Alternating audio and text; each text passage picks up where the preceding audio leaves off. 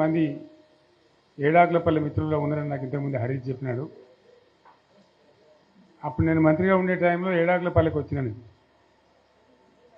ఆ ఏడాకులపల్లి చెరువు ఇవాళ పడుచుకోకపోతే ఆ రోజు నేనే నిలబడి బ్రహ్మాండంగా చేస్తే ఇప్పుడు ఆ చెరువు అన్నం పెడతా ఉంది.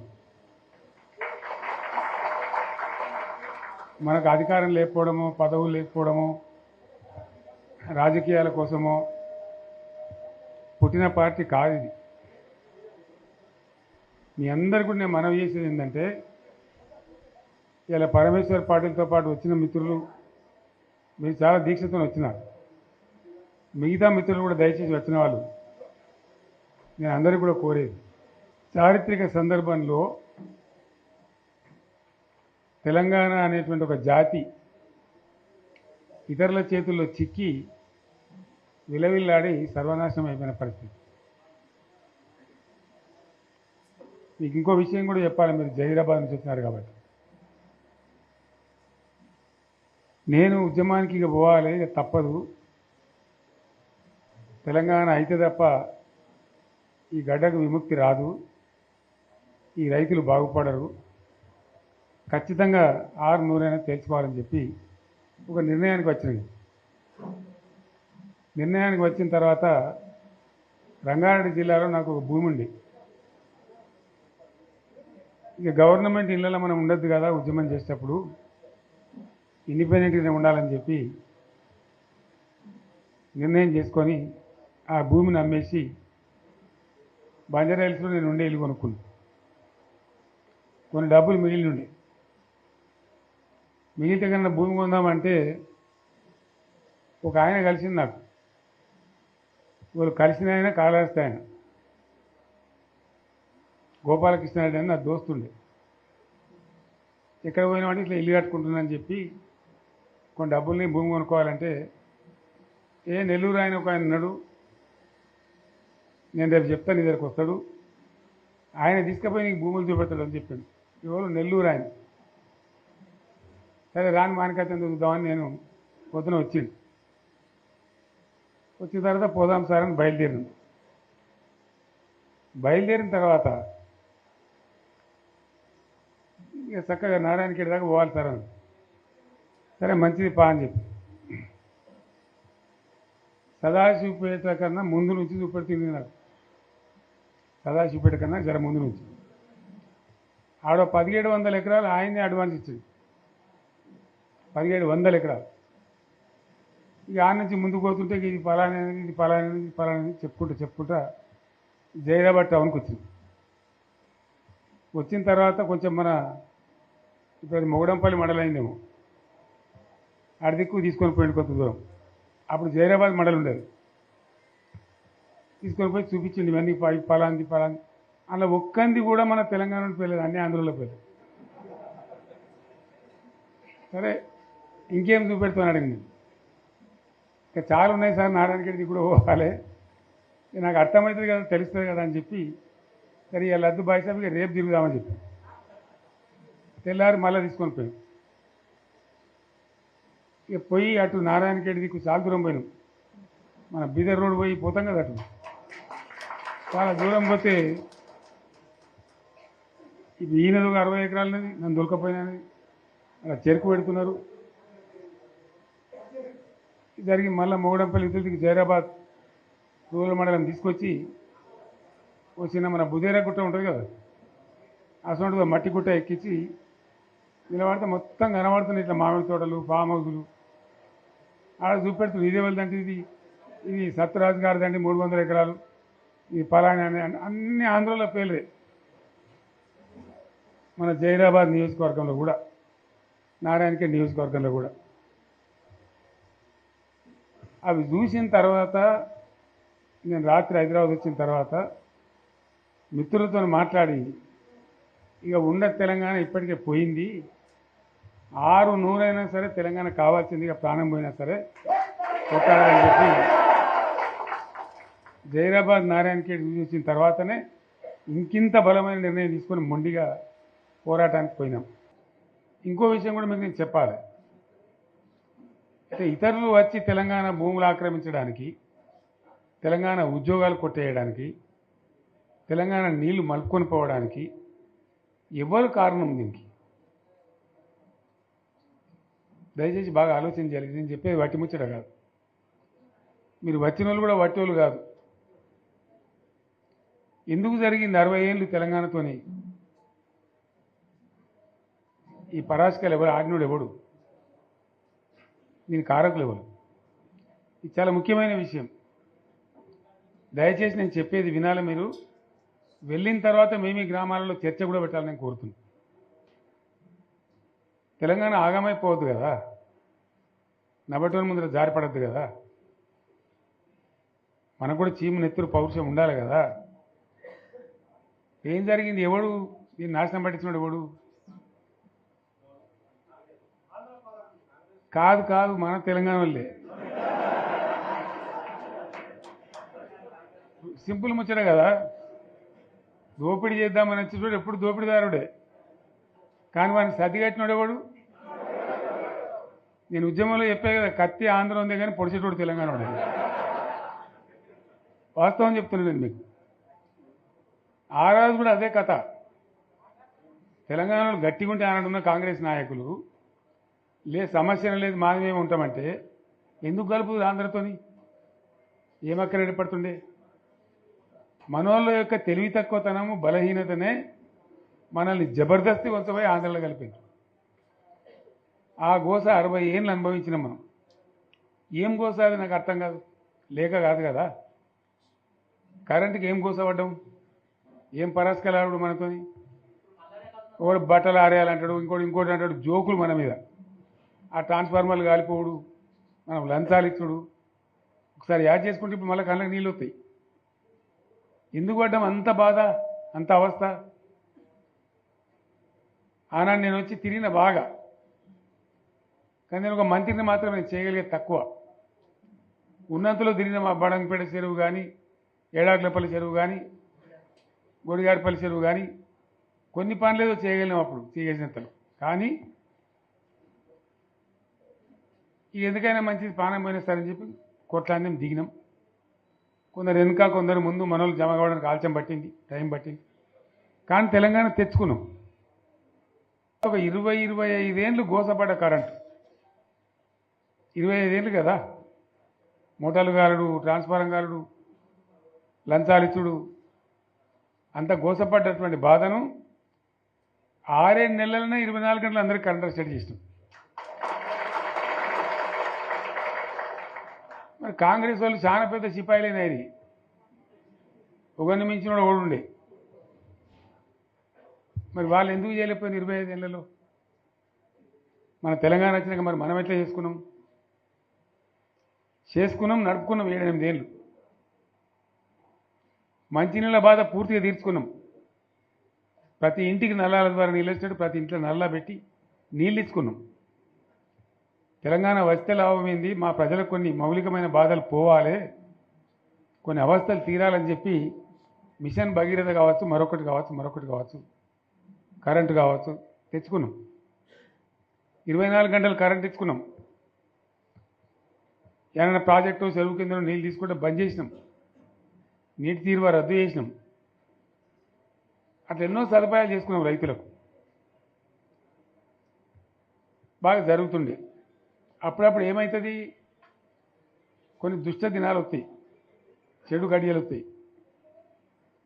మనోళ్ళు కూడా అలవోకగా ఓట్లేసారు. మీరు గొప్పలో మీరు మాణిక్యరావుని గెలిపించారు. కానీ కొన్ని నియోజకవర్గాలలో నేను చెప్పిన కూడా అప్పుడు మంది మాటలు పట్టుకొని మారుమానం పోతే మళ్ళీ వరకు ఇల్లు కాలిపోతుంది, వీళ్ళని నమ్మితే అమాంతం మింగుతారు, మోసపోతాం. రైతు బంధుకు రామరామ అంటారు, దళిత బంధుకు జై భీమ్ అంటారు, వీళ్ళు ముంచుతారా నాయన అని చెప్పిన నేను. ఏమో మీ సంగతి ఎంతో చూద్దామని ఆయనతో వేసింది, ఇరుకపోయారు, బాయిలో పడ్డారు, అయిపోయి ఉన్నాయి అన్ని వీక్. ఇప్పుడు మళ్ళీ మొదటికి వచ్చానా, కైలాసం ఆడలో పెద్ద పాము మింగినట్టు అయింది మళ్ళీ. అంతే కదా, గ్యారంటీగా మంచిగా సంసారం జరుగుతుంది. ఇద్దరు తువ్వకొచ్చినాం. రైతులు ఇంత ముఖం తెలివి అవుతుండ్రి, ఇంత బాకీలు కట్టుకుంటుండ్రి.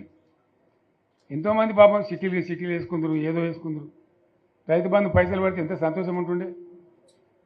ఆయన పోయిన ఇప్పుడు గంగలు గడిచిపోయింది. ఇప్పుడు వాడు ఇత్తడో ఈడో భగవంతుని కనుక ఇచ్చినా కూడా మోసమే. ఏదో మళ్ళీ ఎలక్షన్ కోసం దానికోసం చేస్తారు తప్ప కడుపు నిండా ప్రేమను ఇచ్చేది గిట్లే ఉంటుందా? మనం ఉన్నప్పుడు కరోనా వచ్చింది. కరోనా వస్తే కూడా నేను రైతు బంధు ఆపలే. కరోనా వచ్చి రాష్ట్రానికి రూపాయి ఆదాయం రాకపోయినా వ్యవసాయం అయితే జరగాలి కదా, తప్పద్దని చెప్పి ఈవెన్ కరోనా ఉంటే కూడా రైతు బంధు ఆపలే. అంత ఒక నిర్ణయం తీసుకొని రైతాంగాన్ని నిలబెట్టాలని, కాపాడుకోవాలని చెప్పి ఒక 4-5 మంచి స్కీములు తెచ్చి వాళ్ళని కాపాడుకున్నాం. గౌరవంగా బతికిన రైతులు ఒక ధీమా వచ్చినుండి. రైతు బీమా పడితే ఎంతమందికి సాయం జరిగింది? గుంట భూమి ఉన్న కూడా మంచిగా సాయం జరిగింది. చిన్న రైతు కూడా సాయం జరిగింది.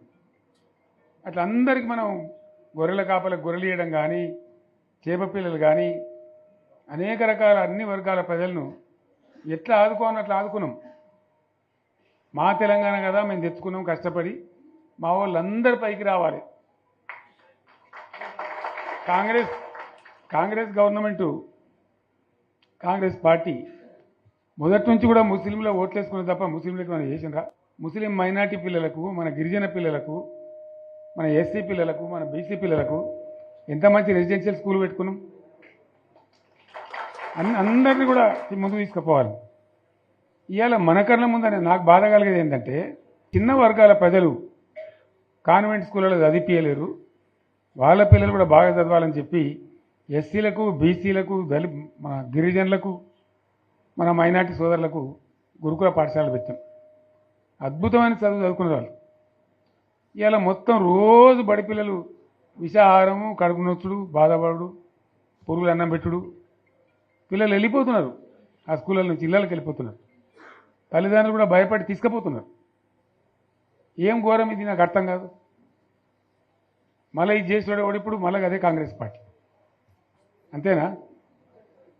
మళ్ళీ పాత కాంగ్రెస్ మోపోయింది, మళ్ళీ కరెంటు కోతలు మోపోయినాయి.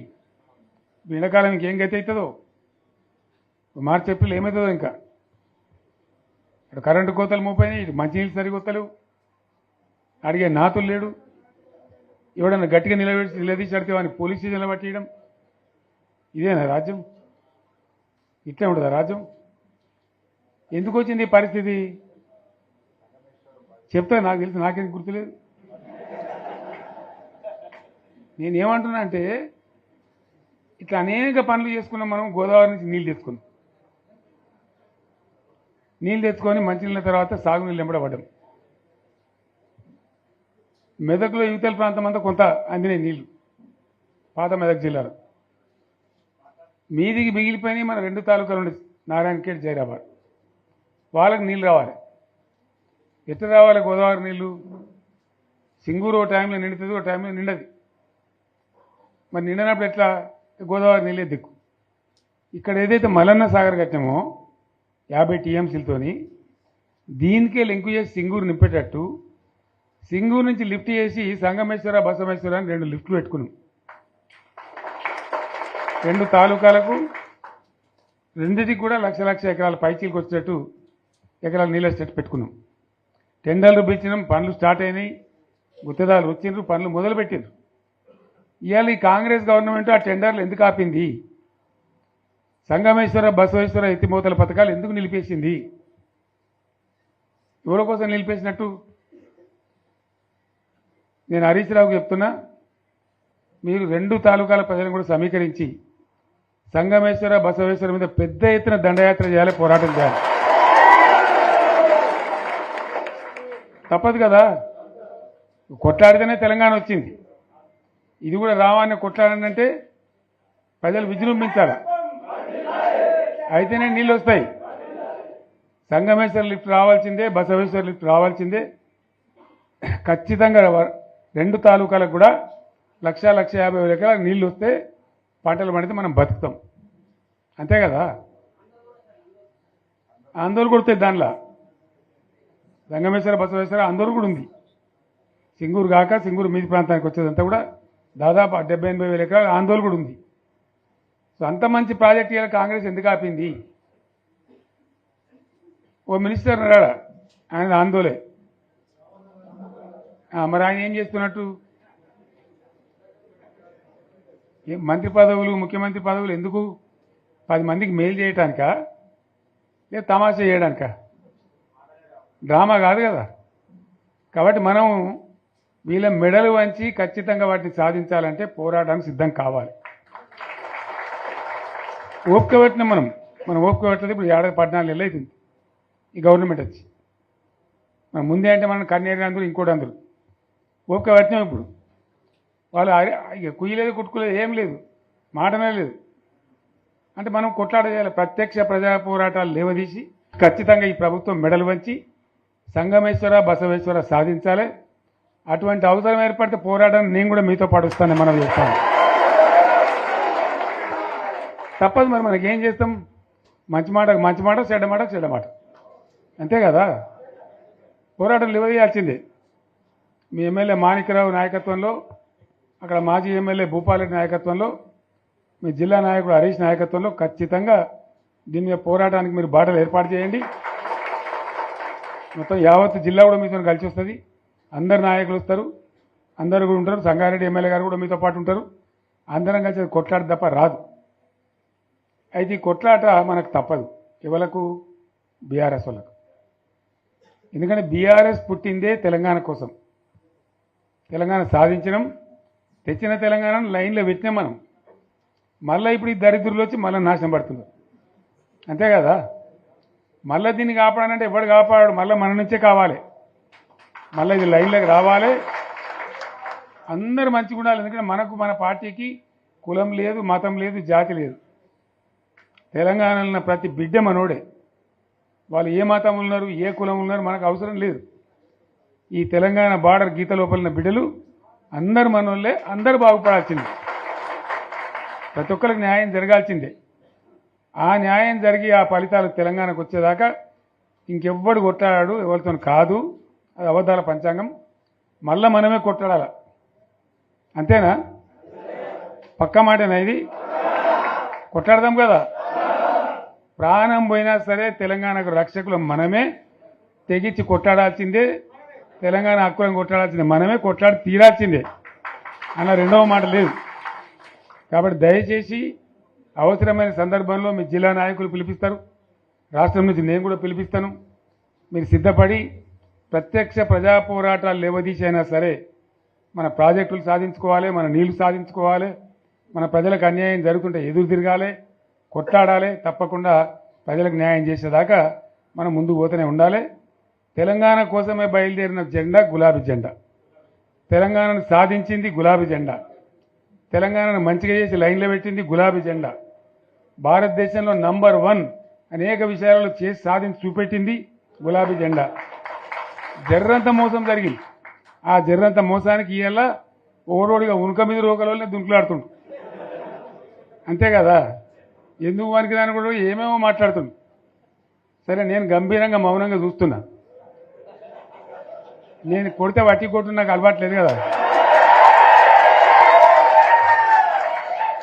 నేను వెళ్ళినా అంటే మళ్ళీ భూకంపం పుట్టాలి. ఇక చూద్దాం ఎక్కడి దాకా చేస్తారో, వీళ్ళ కథ ఏందో చూద్దాము. మనోళ్ళందరూ కూడా ప్రతిపాదిస్తుంది ఏంటంటే, 1 సంవత్సరం జరిగిపోయింది. సంగమేశ్వర ఆన్నే పన్నది, బసవేశ్వర ఆన్నే పన్నది, పాలమూరు ఎత్తిపోతల పథకం ఆన్నే పన్నది, కాళేశ్వరం అట్లా ఎండబెడుతున్నారు. ఇవన్నీ అన్యాయాలని. కాబట్టి ఫిబ్రవరి నెలాఖరులో ఒక పెద్ద బహిరంగ సభ పెట్టాలి, వీళ్ళ కథ చూడాలి అనేది జరుగుతూ ఉంది. కాబట్టి మీరు కూడా పెద్ద ఎత్తున దయచేసి ఆ సభకు కదిలి రావాలి. అంత దూరమే ఉండదు. తెలంగాణ శక్తి ఏందో మరొకసారి చూపించి వీళ్ళ మెడలు వంచి ఇప్పుడు సాధించాలి. భవిష్యత్తు కోసం కూడా కొట్టాడకు మనం సిద్ధంగా ఉండాలి. ₹1,00,00,000 భూమి ఇప్పుడు 50 లక్షల కాడికి వెళ్ళాడు.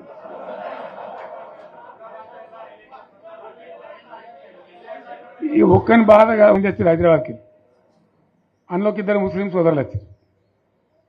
साहब सोप तबाह हो गया, इफलासी मुफ्त क्या तबाह हो गया, तुम्हारे क्या हो, तुम हैदराबाद में तुम लोग हैं, मेरा कारोबार है साहब, मेरा छोटा मोटा कारोबार है, होटल भी है, 70% गिर गया अब। हर कोई पूछ रहे, हर कोई केसीआर को याद कर रहा है साहब अंటారు. వాళ్ళు మాట్లాడుతున్నారు. ఎక్కడ ప్రతి ఒక్కరు భూముల ధరలు పోయినాయి, మన్ను పోయినాయి, మసానం అన్ని పోయినాయి. ఎంత మంచిగా 4 ఎకరాలున్న రైతు నేను 4 కోట్ల ఆసామి అనుకుంటుండే, అంత ధీమా ఉండే, ఎంత బాగుండే. హైదరాబాద్ నుంచి అడిగితే కూడా వచ్చి మనం ఇవ్వకపోదాం భూములు డిమాండ్ పెరగానని, అంత బ్రహ్మాండంగా మారుమూల ప్రాంతంలో కూడా 40 లక్షలు 50 లక్షలు ఎకరానికి ఉండే. అటువంటిది సగానికి సగం పడిపోయి మొత్తం నాశనం చేశారు. వీళ్ళని ఇట్లే వదిలిపెడితే ఇంకింత నాశనం అవుతుంది. కాబట్టి మనం కొట్లాడాల్సిందే. నేను ఇంకొక మాట మీకు చెప్తా, ఎలక్షన్లలో నేను మస్తుగా చూసిన 50 ఏళ్లలో పార్టీలు గెలితాయి ఓడతాయి. ఇంత మాయలు మీ ఏడాది లోపలనే కాంగ్రెస్ పార్టీ దొరికితే కొడతాం రాని అంత కోపంలా ఒక్కటే ఏడాది లోపు. ఇంకా వాళ్ళ బొంద తెలివికి నిన్న వాని పార్టీడే మంది పెట్టాలి, అదేందో పోలింగ్ పెట్టిన వాడు చూసిరా మీరు. ఆ పోలింగ్ పెడితే 70% మనకు వచ్చింది, 30% మనకి వచ్చింది. వాడు పెట్టింది మనం పెట్టింది కాదు, 75. ఇది పరిస్థితి. అదే నేను ఏమంటున్నా అంటే, ఫామ్ హౌస్ అంటే ఇక్కడ ఏముంటుంది, వారి ఉంటుంది, మక్కు ఉంటుంది, అల్లం ఉంటుంది. కాంగ్రెస్ వాళ్ళు అయితే మనిషి తెరిస్తే పారబడి తవ్వచ్చు కూడా ఇక్కడ లంగత. దీన్ని ఫామ్ హౌస్ అని మనం బదనాం చేసి అంతే కదా. నేను ఏమంటున్నా అంటే, అన్ని మబ్బులు వీడిపోయినట్టు ప్రజలకు అన్నీ తెలిసిపోతున్నాయి. మంచి ఏంది, చెడ్డ ఏంది, ఏం జరిగింది అన్నీ ఇంకా ఘోరమవుతుందని చెప్తున్నా. వీళ్ళ తెలివితక్కువతనానికి ఏమైంది, నిన్న మొన్న రిపోర్ట్ వచ్చింది. Comptroller and auditor general of India అని కాగ్ అంటారు దాన్ని, కాగ్ రిపోర్ట్ వచ్చింది. గవర్నమెంట్లో వచ్చిన ఆదాయం కంటే 13,000 కోట్ల రూపాయల ఆదాయం తగ్గిపోయింది. ఇంకా మార్చికి పోయేవరకల్లా ఇంకో 3-4 వేల కోట్లు అవుతుంది. అంటే 15,000 కోట్ల ఆదాయం పోతుంది. 15,000 కోట్లు పెంచుకుంటూ పోయినా నేను చెప్పి చేసుకుంటూ పోయినాం.